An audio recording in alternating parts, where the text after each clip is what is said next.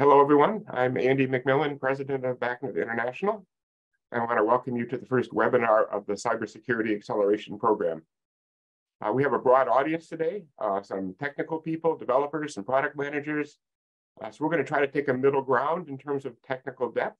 So the Cybersecurity Acceleration Program is a follow-on to the very successful BACnet SC Acceleration Program started in 2019. This program is designed for manufacturers to help them shorten the learning curve on cybersecurity implementation and have access to on-call experts in cybersecurity to augment their own internal expertise. And third, it's designed to facilitate interoperability. It's designed to align manufacturers even while the standard still evolves, and in turn, shape the standard around that evolution of sort of standard practice by manufacturers. Over the next year, the program will develop some tools for certificate management, including a certificate authority server, a certificate signing request generator, and an interoperable file exchange format. If not sure what those are or how they might be used, that's okay. By the end of the next hour, hopefully you will be.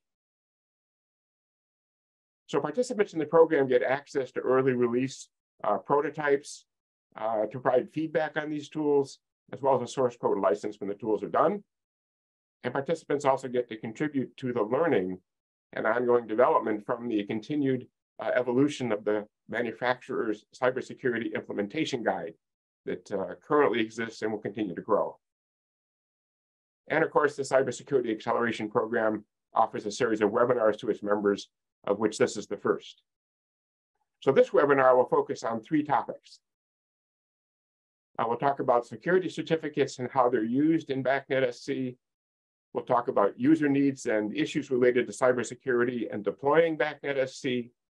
And we're going to talk about key implementation issues and decisions that control suppliers wrestle with in developing and deploying products with BACnet SC. To carry us through this hour, we have a panel of three experts. We have Nate Benish, the Director of Operational Technology, University of Nebraska-Lincoln. He's going to bring us the user perspective as a longtime user and also as a current voting member of the BACnet Committee, SSPC 135. We also have Dave Robin. He's a technical expert. He's a program technical champion here. And he's former chair of SSPC 135, a current member, and one of the principal developers of the BACnet SC portion of the BACnet standard. And then our third panelist is Carol LaMonaco. She's going to bring us the supplier view as the senior product manager for Metasys Johnson Controls. She's a recognized expert in cybersecurity and a frequent speaker on conferences and different panels. So let me turn it over to Nate and let him get started with his part of security certificates and how they're used. Hello, everyone. My name is Nate Benish, and I work at the University of Nebraska. And on my team, we're responsible for all different kinds of operational technology, whether that's SCADA systems or sprinkler controls or swine. We're a research university in the middle of the country. BACnet SC presents a lot of challenges to building owners and operators over the whole device lifecycle. In the next few minutes, I'd really like to spend some time talking through that lifecycle and talking about some of the challenges with managing BACnet SC and how having interoperable mechanisms for managing certificates, for managing device cybersecurity, can really smooth things along. So when I think about devices and buildings, I think about three different phases. I think about integrate, when bringing devices online. I think about operate, which is where we manage these devices over their life cycles. And I think about disintegrate, which is at the end of the device's life where either the device chooses to retire itself or we choose to retire that device and move forward. New buildings are a really challenging environment for installations, and particularly for BACnet SC. So this is the classic chicken and egg problem. We need the building automation system to provide nice, cool spaces for equipment, but it's really difficult to bring some of our smarter building automation systems online without networking in place. And so when we think about managing BACnet SC devices and bringing them onto the network, we have to find a way to configure these devices offline and to do it in an interoperable way. The second challenge we've got is access. it turns out that some of our devices are really hard to get to. And as we're going through the construction process, as we're looking to minimize the labor that it takes to bring these devices online, we want to make sure that we're reducing our labor and we're not having to touch these devices multiple times in order to bootstrap their security material. So the third challenge that we've got is we have a lot of stakeholders on a typical construction site, whether those are folks from networking, whether those are the folks that hold the Ethernet cable to begin with. And, all of those groups are probably distinct from the mechanical contractors who are setting up, configuring, and commissioning the equipment. I really enjoy this picture here. We've got contractors managed to force a USB cable into an RJ45 port, and they broke my Ethernet cable, which just kind of makes me sad. So there's multiple stakeholders on site. We have to plan for handoff. And it's as we're thinking about bringing these smart devices online and bootstrapping these BACnet SC certificates, we have to do it in such a way that we can hand that off between all of the folks that are involved. And from a standards perspective, bootstrapping BACnet SC is still an unsolved problem. And that's one of these areas where interoperability is really important. So we've got the building online, we've got the building commission. Now we think of the next phase, operating. How do we feed and care for these new things over their life cycle? So the first thing we think about is telemetry with BACnet SC. We need to know who's expiring when, who's signed by whom. We need to think about troubleshooting. Who's talking the most? Who's failing to connect? Why are they failing to connect? Is it because their certificate's expired? Is it because their networking configuration is a little funky? Maybe they lost their DHCP lease or something like that. And then the third part of operating these things, renewal. So certificates expire. It's a good thing that certificates expire. They should expire often. This is the easy part. This should be a routine matter. We need to plan to have certificates expiring and renewing in a building system throughout the life cycle. Some of the early conversations I've had with BACnet SC is certificate renewal is challenging, and so we've decided to make all of our certificates expire for 5 years. Or we've decided to make all of our certificates last 10 years.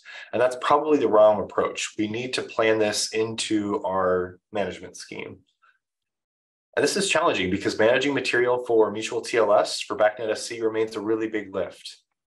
So let's think about the third phase of device now, retirement. So eventually devices disintegrate. This poor guy retired after 30 years, so good job to it. And so we have to ask some really good questions. Are the devices backed up? Can they be restored? Where does the certificate authority live? It's really important that sites retain the ability locally to mint and sign new certificates so that they can replace devices, bring new devices online. The certificate authority can't leave after the initial installation is complete. On-site issuance renewal needs to be part of the plan from the beginning, and it needs to be part of our interoperable system. And so for my part, I just want to leave you some thoughts in closing. When we think about managing BACnet SC devices, we need to think about the whole life cycle. If it hurts, do it more. This is the greatest piece of engineering wisdom that anybody's ever handed me. Certificate renewal happens, we should plan for it, and we should do it often. That improves cybersecurity for everyone. And finally, certificate authorities must live on site. In order to tackle all of these challenges, we need interoperable device management to make it work. And that's my part. I'd like to hand it over to Dave Robin at this point. Okay, thanks, Nate. Yes, as Nate just said, I'm Dave Robin, and I had a nice introduction from Andy there. Thank you very much. I'm currently an independent consultant working on various projects, so it's kind of exciting. They're all related to BACnet, of course. That's been my area of expertise. So let's talk a little bit about BACnet security. And as Andy said, there's some technical parts and some non-technical parts. And so warning, here comes all the techie speak. But I think that we did a live web seminar at the ASHRAE show, and I had a presentation there that covered the whole concept of what is signing. What's a certificate? What does a signature mean? What does a certificate chain mean? All that kind of stuff. And so I'm not going to cover that today. We'll sort of jump to the middle of the program. So if you want to catch up on some of that, please go watch that that seminar, and it was very informative. And let's now just start with BACnet certificates. So as Nate mentioned, the BACnet SC uses certificates, and the web uses TLS certificates. They're the same. They're the same certificates. Both are signed by some sort of authority to prove they are valid. And so in this little section, I'm going to cover how are the certificates same and how are they different, and who is the certificate authority that Nate mentioned for BACnet. So I'm going to start out this section talking about the web technology as a review, quick review of how the web works, because you probably are more familiar with that and are more familiar with how you might have heard of things like VeriSign and all that. So we'll cover that, and then we'll tell you how BACnet is different, how they use the same technology but in a different way. So let's start. Firstly, your browser on your phone or your computer or whatever has this whole collection of things already given to it. You didn't have to put them there.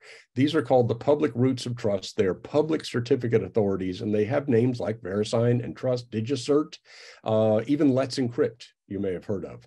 And these are all built into your browser. You didn't have to do anything. So let's see how it works. You trust this collection. These are the web's roots of trust.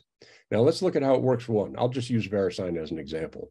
So you've got a web server, smallco.com, surprisingly not taken as a real URL. And it has a certificate signed by VeriSign. And look, you trust VeriSign. So let's see how that works. Your browser, you type in smallco.com, goes to the web server and says, hey, web server, prove yourself. And it sends back, here's the proof, here's my certificate. And you check the signature and go, yep, that is signed by VeriSign, I trust it. And then you get the little lock icon on your browser that says everything's good. So that's how the web works. But what exactly is here's proof? Yes, I sent you a certificate that's signed by VeriSign, but how do I know I didn't just get that certificate from somewhere else and give it to you? So, big sigh. Do we really have to talk about public key cryptography? Yes, we do, because these are words that are going to come up often as you talk about BACnet and security and BACnet certificates. There are public keys and private keys, and they're done in a pair. And the private key, obviously, well, you keep private, but the public key doesn't make any sense. Sounds like an oxymoron. So let's think of the public key as more of the public verifier for the private key. So let's see how they're used. In all of my slides and in the previous webinar, the previous seminar, all those slides, we uses signature like ink signatures, sort of as a human analogy for what's going on. Unfortunately, that's not actually what's going on, of course. These are digital certificates, so they use big numbers as keys. So the certificate actually contains an ugly set of numbers called the public key, and then it also has another ugly set of numbers. It's the private key that it holds inside itself that it doesn't let anybody see. So this whole public-private thing sounds confusing. Is there a human analogy for this? Let's go back to the ink signatures. Well, yes, actually. Your private key is your muscle memory that makes this all work. Your public signature is the evidence of your muscle memory private key. So they're actually, it's not as bizarre a concept as you think. So let's move on. Okay, so here's the conversation of here's proof. It gives you the certificate, but it also gives you this mathy formula computed with temporary stuff and your private key. And anyway, it proves that you have the right to use that certificate. So your browser checks out the math, looks good, and you know you're talking to Smallco. So that's how the web works. BACnet's a little different, and let's talk about the differences here. Public roots of trust that we talked about, that's for public web servers. BACnet is not public.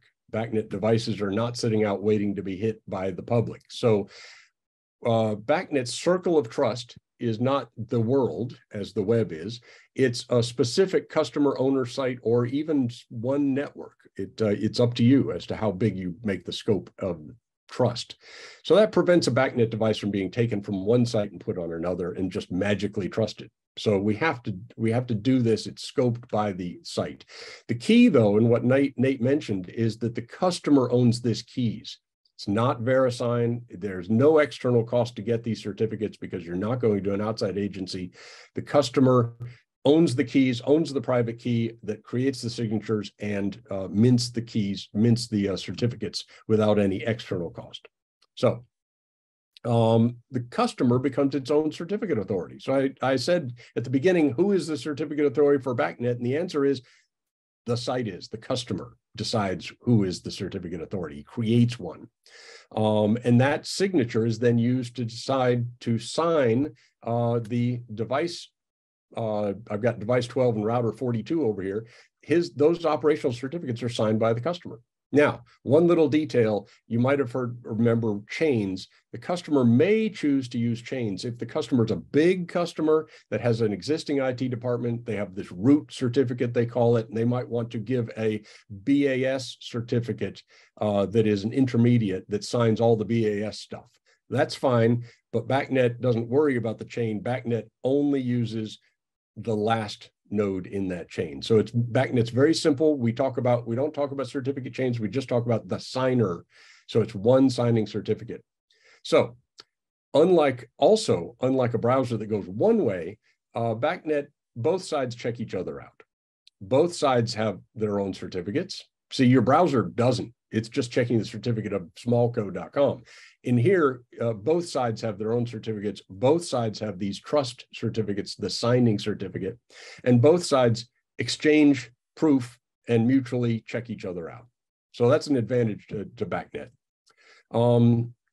So this one signing certificate, the end of the chain of certificates that is used to sign all of them, is the key, and it needs to be sent to everybody. So this is what we talk about when we talk about certificate distribution. How does this signing certificate and the operational certificate get into the devices, because they all need them in order to talk to each other. So let's go back and talk about names. BACnet certificates don't currently have names like smallcode.com. So this is a good thing, because smallcode.com has to be in the DNS somewhere, the domain name system.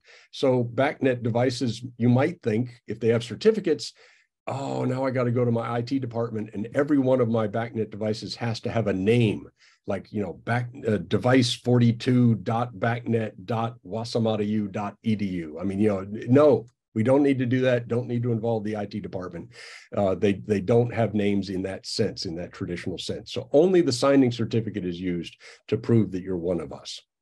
Now, in the future, it would be nice if they had some sort of unique identity, because right now the certificate just says you're one of us. So everybody's in one big group. So in the future, we are adding this thing that just went out for public review. We're adding names in the style of a URL. So just like HTTPS smallcode.com, we'll use the BACnet URL format, which is defined in the BACnet standard. And it uses the scheme of BACnet, of course, BACnet : 1234, where 1234 is the device ID. So certificates will have names. We'll have the device ID in them, so you will know exactly which device it is. And then you can make authorization decisions based on a single device, not just, are you a BACnet device? Are you one of us? Are you on my network? No, it's, are you device 1234? So that's the future. So in summary of BACnet certificates, the same technology is used for the web, but unlike the web, we don't use public certificate authorities. The customer owns the keys. The customer becomes the certificate authority. And devices don't care about any kind of a chain. They only care about this one last bit of link of the chain called the signing certificate. Makes things simple. And today, certificates don't have names, which means everybody in the BACnet is one big group, or at least everybody on your network is a group, because different networks can have different signing certificates. That's a detail we won't get into now. But in the future, we'll give each device a unique ID so that you can make finer grained authorization decisions. So that's the summary of what BACnet certificates are. Now, how do we manage these things? As Nate mentioned, it's something, these are new challenges, specifically because there are different ways of doing it. How are they created, signed, and deployed and distributed? Different ways. So let's talk about first key management. You can't have a certificate till you have those keys. Remember the public-private key? Public-private key pairs, where are they created? Who creates these key pairs? And you talked about keeping a private key private, but what does that mean? How do I keep a private key private? So And then how are keys used to create the certificates? So let's look at all of those, and hopefully we'll have some graphics that'll make the concept simple. Key creation is basically you start with a big old random number, run it through a bunch of mathematical algorithms, and you get the pair of keys. So that's how they're created. They're created from a random number. So where does that random number live? Who creates this pair? Well, there's different ways. Some devices will create their own, and some devices may need help. So if a device has something in it called a TPM, a trusted platform module, this used to be a chip that you would actually stick on your board, but these days TPMs are built right into the CPUs. So TPMs have been around for a long time, more than a decade, so it's not an uncommon thing. Still, not all devices have one, but if they do, it's very nice because the TPM creates the keys. And this cool feature of the TPM is, see this little red X? Not even the device itself, the CPU, the program, your code in the device can't even read the private key. It's maintained inside the module. So you can read the public key, and you can export the public key. That's what the two green arrows indicate, but you can't read the private key. So it's created and maintained privately inside that little box inside the device. So that's one option if you have that hardware. But if you don't have that hardware, then you have some sort of vendor tool running on a laptop, so an installation tool that creates the keys and then transmits it into the BACnet device. Well, yeah, great, but you've got a private key you're now transmitting. So let's be careful with that. So when the vendor tool stores the private key, it better store it in some sort of an encrypted format that requires some sort of operator password to unlock in order to send it. And then when you send it, the BACnet device should probably do its best to keep it from being exposed. You don't want it to come out in a read property. If possible, you might want to consider how you protect it in backups, things like that. So it's something for the device vendor to think about if you don't have the trusted platform module inside, which makes it easy. So certificate creation. Now we got the keys. How do we make a certificate? Well, the CA, the certificate authority, is the one who makes the certificate, but how does it know how to do that? So that's where we introduce this concept of certificate signing requests that Andy talked about. Those come either from the device or from a vendor tool. Let's see how those are created.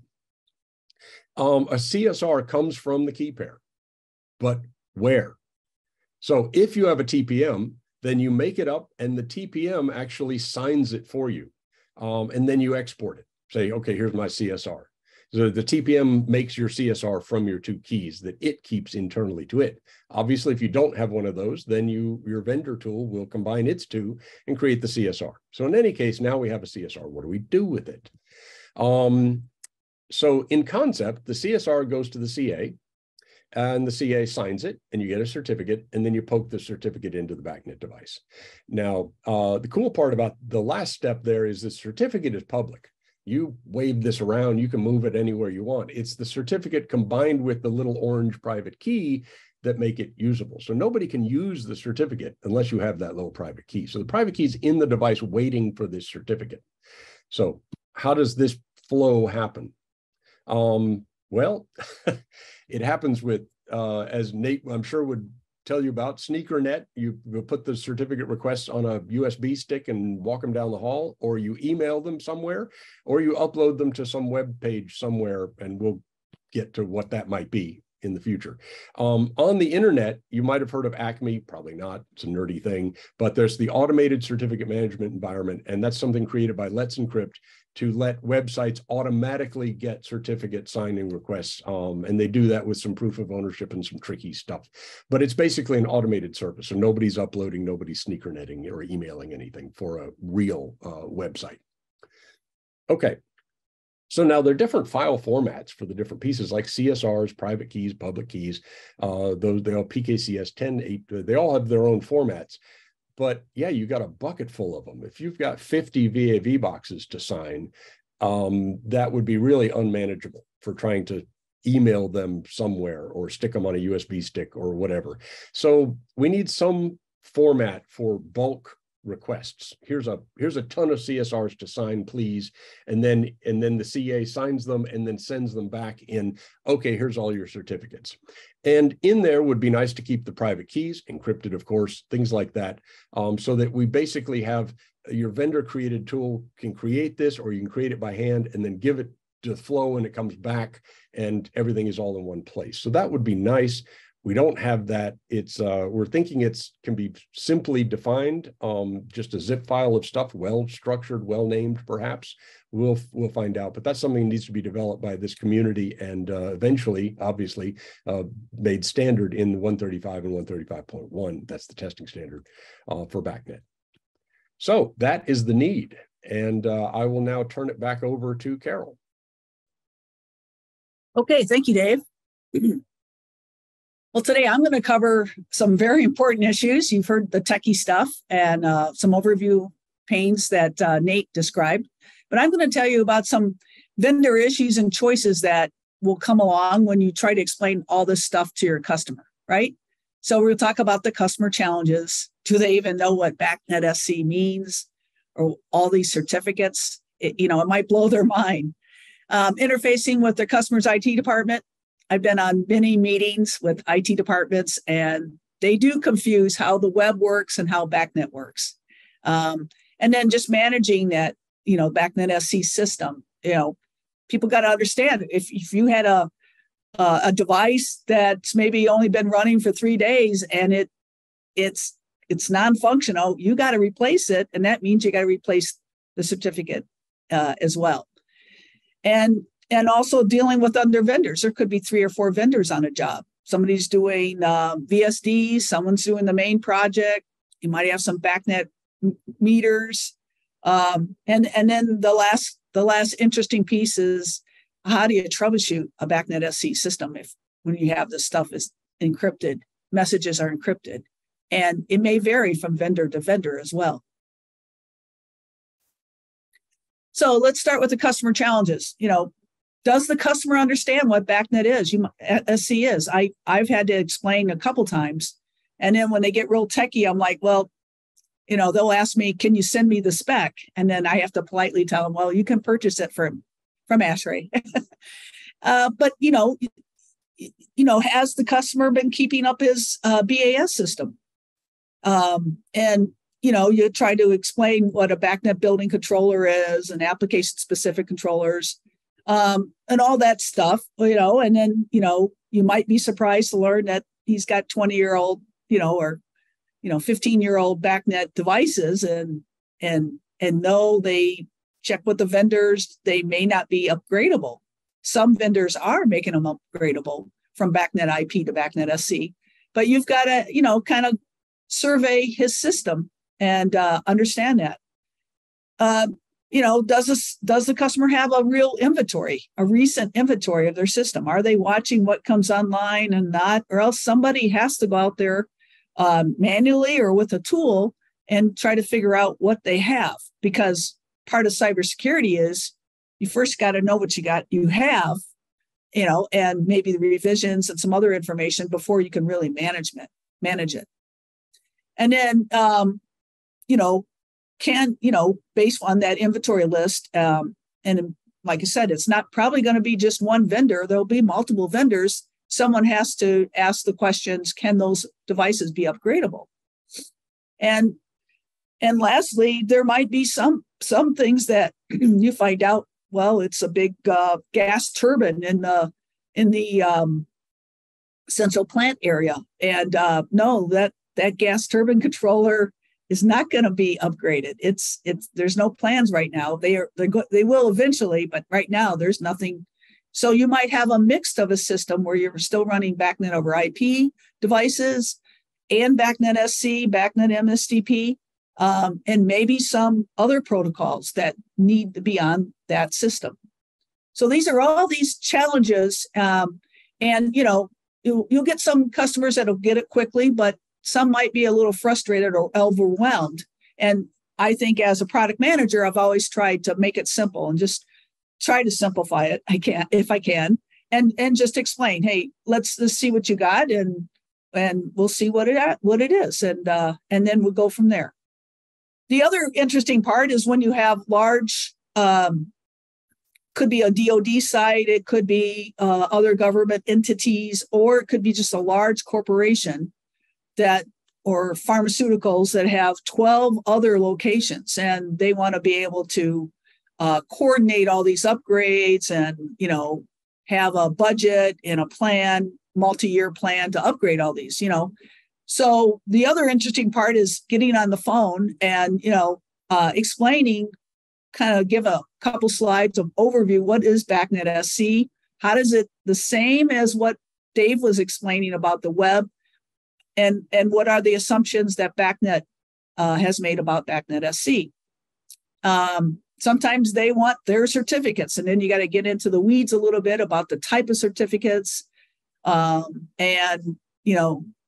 too often you have to worry about when they expire, because they're right on top of that. They realize you're not going to put a 24-year certificate or 40-year certificate, in their system. They just will not allow it.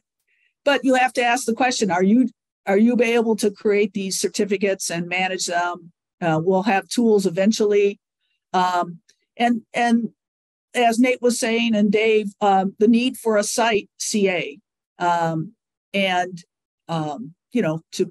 understand who's going to manage what and what's the current policy for those certificates. So some of these sites, because of the business they're in, or what, it would be bad if someone hacked into their system and, like I said, destroyed some medicines that they were producing, or maybe for national security, they hacked in. So you have to keep all those things in mind when dealing with the IT department. And then just integrating with all the system integrators and the concept of, how now do we troubleshoot this now? So the system integrators, they're going to show up and, try to understand, okay, what is BACnet SC? So it's, again, the whole idea is just educating them quickly on it. If they get a little nerdy, that's when I bring up, they can buy the spec and read it. And that usually stops that. And then there's, we have discussions and there is a need for a common tool that provides a common citing, interchange format, because, if all the vendors have different tools and different formats, and some you have to do SneakerNet with, some have an automated, it will be very confusing. There'll be a learning curve there. Or just the communication, just like, I have to say, well, go find out who's providing the VSD and ask them, do you support BACnet SC? Do you have a tool yourself? Who's generating the CSC file? So all those things come into play. And the very last thing is, the training on how to substitute, how to troubleshoot, and, what are the differences? They were very familiar or are very familiar with BACnet over IP, but now what are the concerns or education do they need with BACnet SC? They might have to go back to the vendor, or they might have to write the vendor if they're an independent service company. Because when they walk in the door and they got to replace a controller that's running BACnet SC, as Dave alluded to, they just can't go to their truck and pull one out and just snap it on the wall, put it back in the panel and it's running. They've got to now ask, well, how do I generate that CSR file thing? And who's going to get me the certificate so it's still part of that group, part of that hub, the primary hub. So you've got those kind of new questions coming up, and you got to make it, training available so they understand what now they have to do differently. So that concludes my presentation. I'll turn it back over to Dave. Okay, thanks. Thanks, Carol. So we've introduced this challenge of needing a method of exchanging certificates. And so let's come up with a solution that we can all use as a reference. So if we create this file format for exchanging between the different places, remember I showed this, the CSRs need to go to the CA, and the CA makes a certificate, and that needs to get back to the device. And then where did the CSRs come from? All of that flow it would be nice to have references of each of those parts.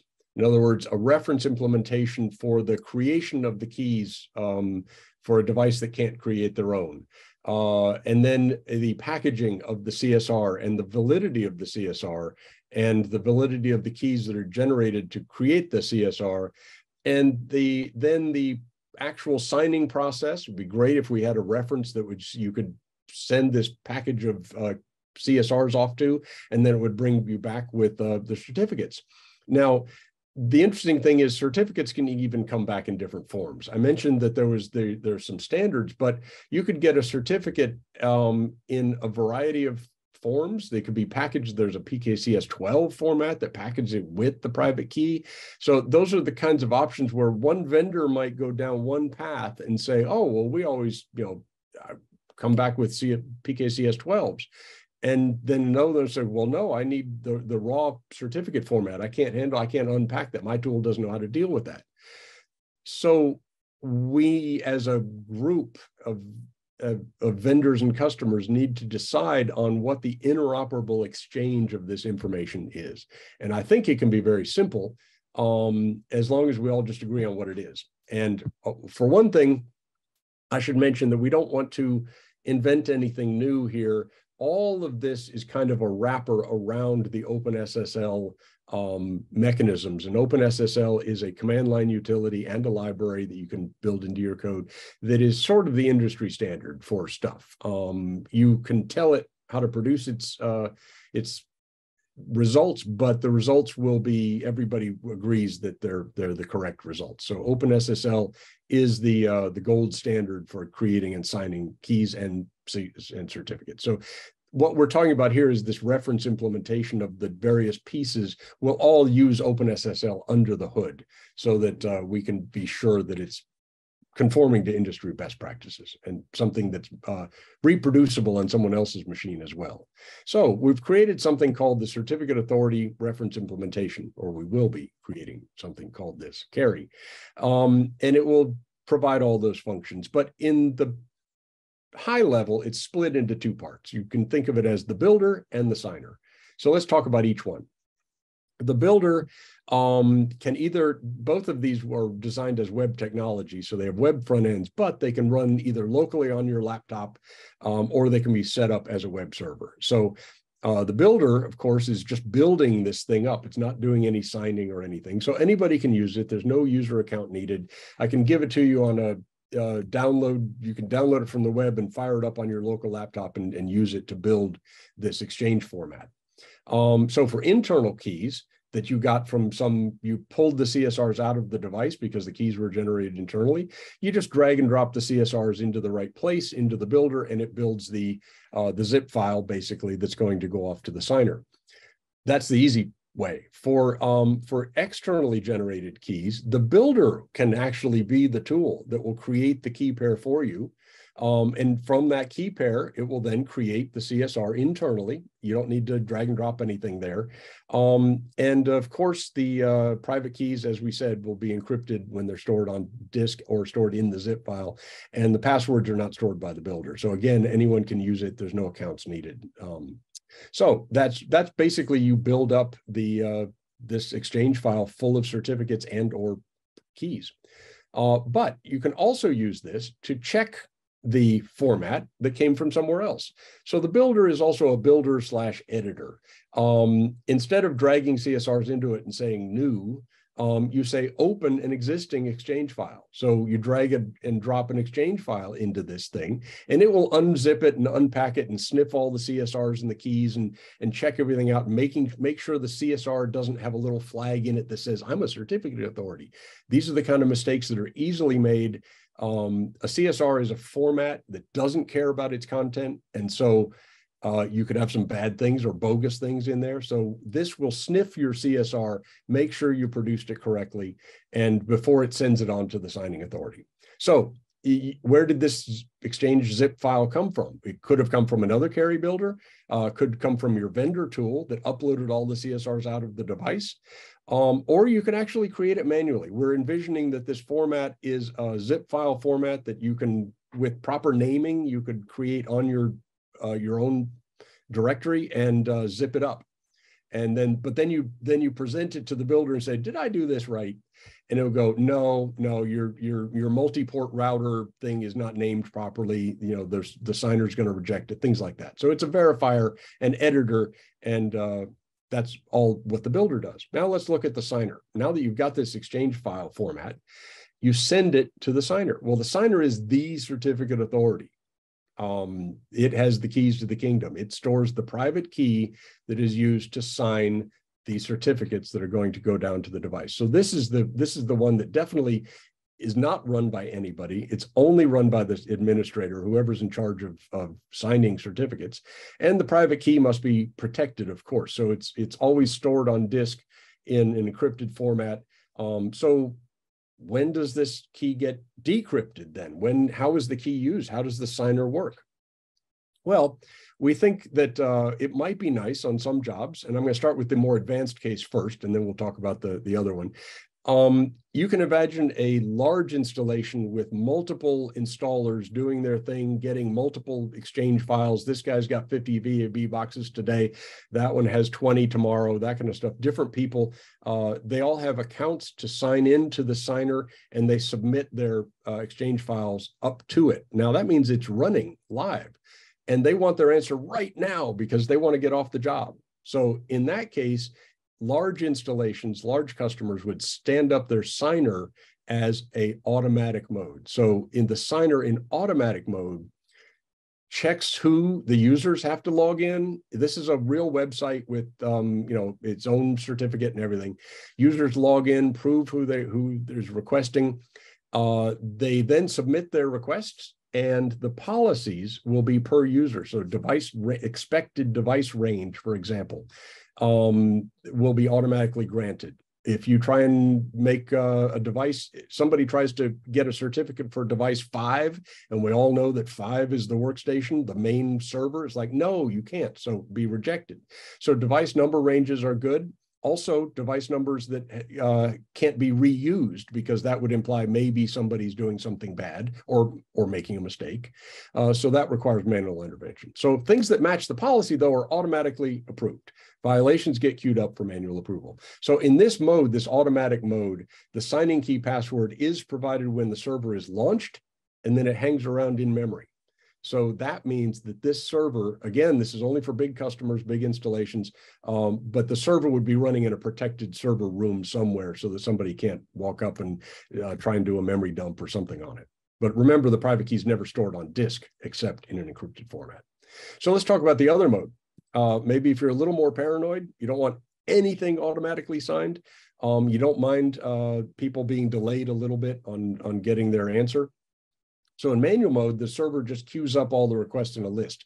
Notify the administrator, maybe, hey, you got something to approve. Policies are still checked, green, red, indicate whether but then you manually approve the certificate signing requests, and you can also manually approve any overrides, because yes, the guy is making a new certificate for the workstation, and that's okay. So in this case, this is great for the paranoid people, because the signing key password to decrypt that private key is only provided when the signature event happens, and then it's forgotten again. So even though the server's running 24 hours a day, it never signs anything automatically. So how does it work? Well, the signer, the user, would log in, as I just said, and upload this exchange file that he created from a builder or from some other tool. We envision that this exchange file format is standard. That's the whole point. So we expect that the builder is one way to make them, but the vendor tool that uploaded the CSRs or managed the keys for whatever might produce this same exact format all by itself. And that's totally fine. So it sends it up to the requester. Then this human that sent it up checks the results page to see, has it been signed? Now, in automatic mode, of course, it's automatically available. In manual mode, he'll have to try again later and come back to the site after some sort of notification that says that it was approved, and then he can download the zip file with the certificates in it. So that's it. That's kind of what the tools we're looking to build as part of this program are roughly categorized into builder and signer, even though both are based on web technology. Both that can be done with a browser, or you can run it locally and have a little localhost browser. The nice part is the builder is really a function, and it can be in the signer. So if you've gone to the trouble to stand up the signer, the builder is just some pages on that same website. So a user logs in, drags in his CSRs, and never actually downloads the Exchange file and sends it to the signer because he's already talking to the signer. So he just builds the Exchange file and then says submit. And then it automatically goes for approval. If it's automatic approval, then he just clicks the next page and he downloads his signed certificates. So the builder and signer, you can think of them as two different functions, but they could be on the same website. So anyone can build the user, but anyone can use the builder. It be using for create and edit and verify. The builder supports both key mechanisms. Only the site owner, of course, can do the signer. Signing keys are encrypted. We've covered that. And the signer can run in automatic mode for pre-approved users and device ranges. But very nicely, both of them can also run as local. So if you want to use the email mechanism instead of any kind of a user uploading, if the user wants to create his Exchange file format and email it to the administrator gets it in his email, he fire ups a copy of the signer locally, drags it into the signer, downloads the answer back, attaches that to an email, and that's the process. So it can be that simple. Neither one of these need to be stood up as a website, even though they can be, because they use that technology. So I think that's the end of my slides. Great. Thank you, Dave, Nate, and Carol. All that information we've got to start with. I already have seen a few questions come by in the question and answer forum. We'll get to those in just a minute. I want to leave this page up while we answer the questions. Just a reminder, the webinar is brought to you by the Cybersecurity Acceleration Program. And if you're a supplier, you might want to consider joining that program for access to the future webinars, as well as the other benefits on this slide. And I'll leave it up so you can get the QR code for more information or to join the program. So let's jump into some questions and answers. If I get my panelists to come back online here, we can jump into a couple of questions. And let me start with a question here for Dave. Dave, although we didn't mention it on the webinar, I know you're the technical expert who's going to make those tools happen. And someone wants to know, so like, when will they happen? When will they be done? Next week. No, oh wait, I'm on vacation. I'm on vacation next week. No, we're targeting beta, by the end of the year, and then a release in Q1, I believe, is the target. So we'll certainly have this will be rolled out for participants of the program. You'll have access to this in alpha if you want. I mean, this is a collaborative thing, and it's an open process. We're not hiding anything. The source code will all be exchanged or available to all the participants. And my style, if you remember from the other one that we did, I hate dependencies.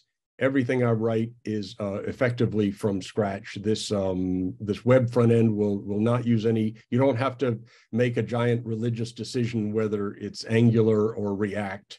Don't worry, it's all vanilla stuff. It's simple Java code, none of the fancy stuff. It's designed to be portable to other languages, any garbage collecting language.